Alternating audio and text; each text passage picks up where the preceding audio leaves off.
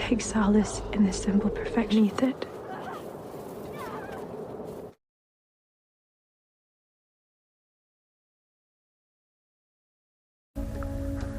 Seorang pemburu bernama Cory sedang menembaki beberapa serigala, lalu ia membawa hasil buruannya.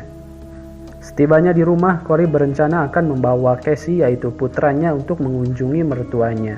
Ia juga akan memburu sesuatu yang sudah memangsa hewan ternak mertuanya itu. Sementara sang istri akan pergi melamar kerja di kota sebelah dan sepertinya sedang ada permasalahan di antara mereka berdua. Lalu Cory mengajari putranya cara menunggangi kuda, dan setelah itu mereka pergi ke wilayah pribumi suku Indian, yaitu tempat mertuanya.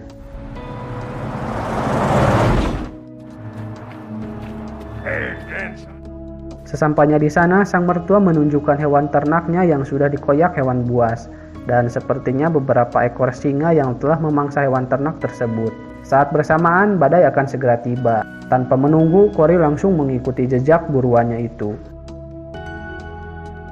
Di dalam perjalanan, Cory menemukan jejak kaki manusia dengan percikan darah. Ia pun menelusuri dan menemukan sebuah mayat perempuan yang ia kenali, lalu ia menghubungi kepolisian setempat. Badai pun turun, Cory dan polisi menunggu seorang FBI, dan mayat wanita tadi ia bernama Natalie. Tak berselang lama yang ditunggu-tunggu akhirnya datang, dan FBI itu bernama Jane dan ia seorang diri. Karena Jane tidak membawa baju hangat, mertua Cory meminjamkan baju bekas almarhum cucu perempuannya kepada Jane. Setelah itu mereka pergi menuju TKP. Sejauh ini belum ada orang tua yang menghubungi kepolisian karena telah kehilangan anak, dan dari kondisi mayat, Jane akan melaporkan itu sebagai pembunuhan. Lalu mereka akan mencari informasi dari rumah atau tempat terdekat dari TKP, dan ada tempat paling dekat yaitu fasilitas pengeboran tepatnya 8 km dari TKP. Menurut insting seorang pemburu, dari jejak kakinya korban berlari dan membuat paru-parunya terisi udara dingin, sehingga bisa membeku lalu terisi darah, dan yang pasti ia telah berlari sangat jauh, sehingga paru-parunya meletus di TKP. Lalu Jane meminta Cory untuk membantu menyelidiki kasus yang sedang ia tangani. Cory pun menyetujuinya.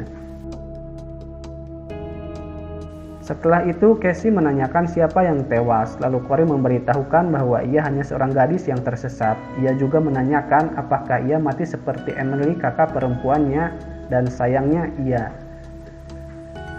Keesokan harinya, setelah mendapat info dari hasil otopsi yang dimana telah terjadi pergulatan oleh pria terhadapnya, Jane sempat berdebat dengan sang dokter karena sang dokter takkan melaporkannya sebagai pembunuhan, dan entah apa alasannya saya juga tidak tahu. Setelah itu mereka mendatangi rumah orang tua Natalie yang dimana Natalie tinggal bersama pacarnya, akan tetapi ayah si Natalie tidak tahu tentang pacarnya.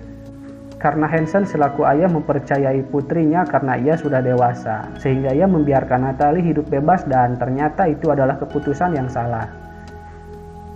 Saat Jane akan menemui ibunya Natalie, ia kaget karena si ibu sedang menyayati lengannya sendiri. Lalu tak berselang lama datang Cory. Hansen pun menangis di pelukannya. Cory mencoba memberikan arahan atau pengertian kepada temannya itu, bahwa ia juga pernah berada di posisinya. Ia berkata, kau tidak bisa menghindari rasa sakitnya. Jika kau hindari, kau merenggut dari dirimu setiap kenangan tentangnya. Dari langkah pertamanya hingga senyumnya yang terakhir. Kau membunuh semua itu. Lalu Cory menyuruh sahabatnya itu untuk menghadapi rasa sakitnya. Dan ternyata Hansen memiliki anak lelaki, tetapi ia hilang kendali, dan Hansen takkan heran jika putranya terlibat semua ini. Lalu mereka menuju tempat putranya si Hansen.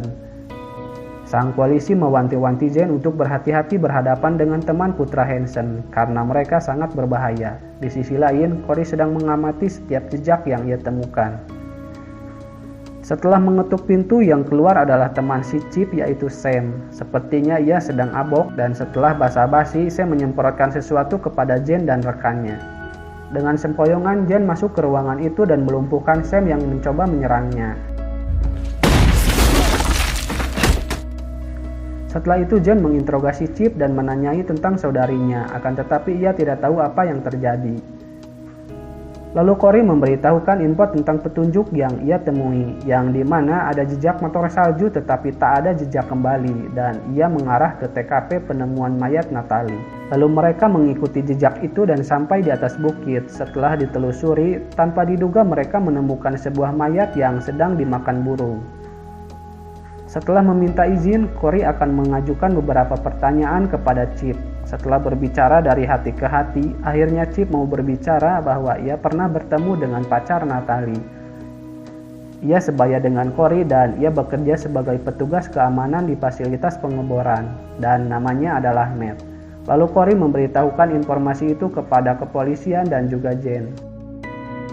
Setelah itu Corey pulang ke rumahnya dan istrinya menyinggung kematian putrinya, dan istrinya nampak sedih juga kesal terhadapnya. Lalu Corey kembali ke rumahnya dan di sana ada Jen yang sudah menunggu. Ia memberikan informasi bahwa mayat yang tadi siang adalah mayat Matt dan dia kontraktor keamanan untuk salah satu fasilitas pengeboran. Mereka pun melanjutkan pembicaraannya di dalam rumah. Corey menceritakan tentang putrinya yang meninggal 3 tahun lalu. Saat itu ia sedang bekerja sebagai penjual pakaian di kota sebelah. Saat itu juga salju turun dengan lebat. Ia menelepon istrinya dan sang istri menyuruhnya untuk bermalam di tempatnya. Jadi Corey terjebak dan menginap di sana. Mereka meminta Emily untuk menjaga Casey, adik kecilnya. Mungkin kabarnya tersebar bahwa kedua orang tua Emily sedang berada di luar kota. Beberapa teman Emily datang dan orang-orang yang bukan teman. Acara kumpul-kumpul pun berubah menjadi pesta. Hingga entah apa yang terjadi, keesokan harinya Corey mendapat telepon dari Natalie. Dia bilang Emily menghilang. Dia jadi khawatir tentu saja karena ia adalah sahabatnya. Lalu Emily ditemukan 32 km dari rumahnya. Tidak ada yang tahu bagaimana Emily bisa ada di sana atau apa yang terjadi. Otopsi tak dapat membantunya karena serigala telah mengoyak tubuhnya. Corey merasa gagal menjadi orang tua dan ia telah lengah. Kini Jen tahu apa alasan Corey ingin membantu investigasi ini. Keesokan harinya mereka melakukan briefing dan mereka akan pergi ke tempat pengeboran untuk melihat CCTV yang ada di sana. Corey tidak ikut bersama rombongan karena ia ingin menelusuri jejak motor salju waktu itu kemana arahnya. Sesampainya di TKP, Jen dan rombongan dihampiri oleh seseorang. Setelah ditanya, ia mengatakan bahwa Matt dan pacarnya bertengkar pada beberapa hari lalu dan Matt belum kembali. Jen menanyakan kenapa wajah mereka babak belur. Ia menjawabnya bahwa dirinya telah menabrak batang pohon. Di sisi lain, Corey menemukan sarang singa yang telah memangsa hewan ternak mertuanya. Dan saat bersamaan, ia juga menemukan jejak motor salju yang mengarah ke tempat pengeboran. Kembali ke Jen, salah seorang dari mereka keceplosan tentang kematian Matt sebelum badai. Hal itu membuat semuanya menjadi bersiap menyerang. Dengan tegas, Jen menenangkan semuanya dan menyuruh mereka untuk menyarungkan senjata masing-masing. Dylan, how's your weapon? Di sisi lain, Corey mencoba menghubungi Ben si polisi. Sesampainya di harapan Matt, Jen mencoba mengetuk pintu. Kembali ke sebelum insiden, Natalie datang ke harapan itu saat teman-teman Matt tidak ada. Lalu teman-teman Matt datang dalam keadaan mabuk dan mereka rese kepada Natalie. Matt yang mencoba melindungi kekasihnya harus berhadapan dengan 4 temannya dan akhirnya ia pun tumbang. Dan setelah Natalie melewati berbagai hal, ia bisa melarikan diri. Saat Ben akan melerai Jen, tiba-tiba ada sebuah tembakan dan mereka pun saling tembak-menembak. Lalu semua anggota kepolisian tumbang. Saat Jen akan dieksekusi, Corey berhasil mencegahnya dan melumpuhkan para penjahat yang tersisa, hingga salah seorang penjahat bisa melarikan diri.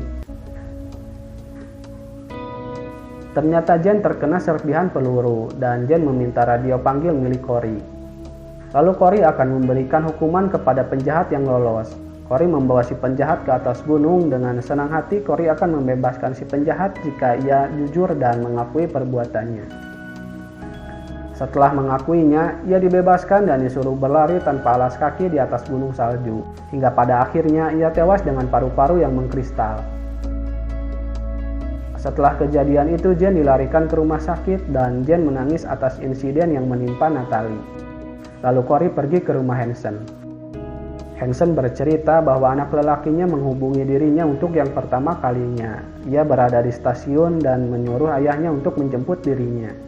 Hansen juga mendengar beritanya bahwa ada yang kabur, akan tetapi Corey memberitahukannya bahwa tidak ada yang kabur dan ia telah membuatnya merintih sebelum ajalnya tiba.